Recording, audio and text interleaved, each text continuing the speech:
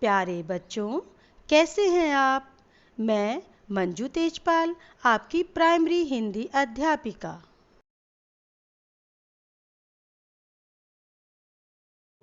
बच्चों, पिछले पाठ में हमने भाषा और व्याकरण के बारे में सीखा। अब हम व्याकरण के पाठ 2 में वर्ण, वर्णमाला और मात्रा के बारे में पढ़ेंगे, समझेंगे और उसका अभ्यास करेंगे। यह पाठ आपकी भाषा की अभिव्यक्ति को आकर्षक तथा प्रभावशाली बनाएगा। साथ ही वर्ण, वर्णमाला और मात्राओं को समझने तथा उनका शुद्ध प्रयोग करने में भी सक्षम बनाएगा। तो बच्चों, सबसे पहले हम सीखेंगे वर्ण के बारे में। बच्चों, बोलते समय हमारे मुख से जो ध्वनियाँ निकलती हैं उन्हें वर्ण कहते हैं। जैसे अ, ई, क, च, ट, त, प, ग आदि। वर्णों को मिलाकर शब्द बनते हैं। जैसे कुछ शब्द हैं चिड़िया, तितली और बगीचा। बच्चों, आप देख रहे हैं कि यहाँ अलग किए गए वर्णों में एक चिन्ह लगाया गया है जिसे हलंत कहते हैं। बच्चों, ध्यान रहे कि हलंत वाला वर्ण आधा माना जाता है। इसका अर्थ है कि उस वर्ण में लगी मात्रा एक स्वर के रूप में उससे बाहर आ जाती है, जिसे आप प्लस के साथ लगा देख सकते हैं। तो आइए एक बार फिर इसे पढ़कर समझते हैं। बच्चों, शब्दों को बोलते समय हमारे मुख से जो ध्वनियाँ बाहर निकलती हैं उन्हें हम इस प्रकार अलग अलग करके जान सकते हैं। जैसे चिड़िया, च प्लस ई प्लस ड़ प्लस ई प्लस य प्लस आ, यानी बड़ा आ। तितली, त प्लस ई प्लस त प्लस अ प्लस ल प्लस ई। इसी प्रकार बगीचा, ब प्लस अ प्लस ग प्लस ई प्लस च प्लस आ। इस प्रकार त, च, ग, अ, ई आदि मुख से निकली ध्वनियों का लिखित रूप वर्ण कहलाता है। वर्णों के और भाग नहीं किए जा सकते। वर्ण भाषा की सबसे छोटी इकाई होती है। बच्चों, आइए अब जानें वर्णमाला के बारे में। वर्णमाला का अर्थ है वर्णों की माला। वर्णों का व्यवस्थित समूह वर्णमाला कहलाता है। बच्चों, आ से श्रा तक हिंदी वर्णमाला में 50 वर्ण होते हैं और 2 अतिरिक्त वर्ण होते हैं। उन्हें कहते हैं ढ़ और ढ।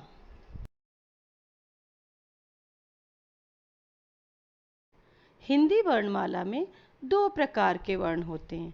स्वर जैसे अ, ई आदि। व्यंजन जैसे क, ख, ग, घ आदि। सबसे पहले हम जानेंगे स्वरों के बारे में।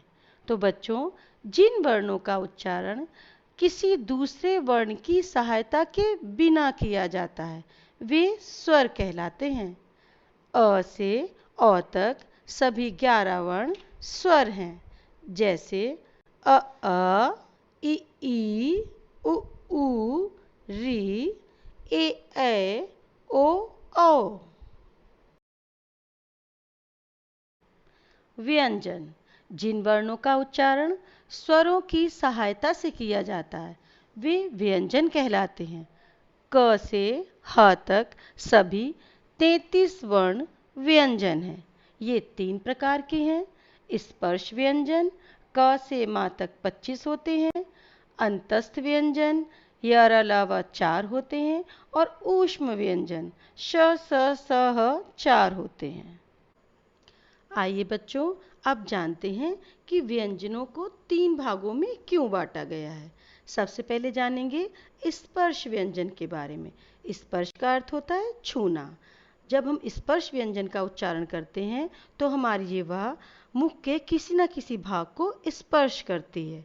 तो आइए एक बार बोल कर देखते हैं कुछ व्यंजनों को। तो मेरे साथ आप बोलेंगे, जैसे त, थ, ब, भ। इसी प्रकार अंतस्थ व्यंजन के बारे में जानते हैं। अंतस्थ व्यंजन को बोलते समय जिह्वा हमारे मुख के किसी न किसी भाग को स्पर्श तो करती है, परंतु पूरी तरह नहीं करती है। जैसे हम बोलकर देखते हैं, मेरे साथ बोलेंगे आप, य, र, ल, ब। इसी प्रकार ऊष्म व्यंजन, इसके नाम से ही हमें पता चल रहा है कि ऊष्म का मतलब ऊष्मा, यानी जब हम इन्हें बोलेंगे तो हमें ऊष्मा का आभास होगा। जैसे श, ह। अयोग वाह, ये दो हैं अंग, आह। अंग, इसका उच्चारण नाक से होता है, इसे अनुस्वार कहते हैं। जैसे मंदिर, चंदा आदि। आह, इसका उच्चारण नाक और मुंह दोनों से किया जाता है। जैसे माँ, चांद आदि। तो बच्चों आइए अब जानें संयुक्त व्यंजन के बारे में। बच्चों आपको पता है दो व्यंजनों के मिलने से संयुक्त व्यंजन बनते हैं। ये संख्या में 4 होते हैं, छ, त्र, ज्ञ, श्र। इसके बारे में एक और बात कि इसमें पहला अक्षर आधा होता है और दूसरा अक्षर पूरा। जैसे क प्लस श इजकल टू श, त प्लस र, त्र, ज प्लस इय इजकल टू ज्ञ। ऐसे ही श प्लस र इजकल टू श्र। बच्चों दो एक जैसे व्यंजनों के मिलने से द्वित्व व्यंजन बनते हैं। जैसे अम्मा, गन्ना, बच्चा, चक्की।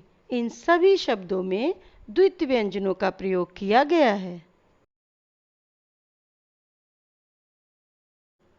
बच्चों अब हम संयुक्ताक्षर के बारे में पढ़ेंगे। दो अलग अलग व्यंजनों के मिलने से संयुक्ताक्षर बनते हैं, जबकि द्वित्व व्यंजन दो एक जैसे व्यंजनों के मिलने से बनते हैं। संयुक्ताक्षर के कुछ उदाहरण हैं, जैसे प्यार, बस्ता, अच्छा, मगरमच्छ, ध्यान, संध्या आदि। आइए बच्चों अब पाठ को दोहराते हैं। प्रश्न 1 में दिए गए वाक्यों के रिक्त स्थान आपको उचित शब्दों की सहायता से पूरे करने हैं।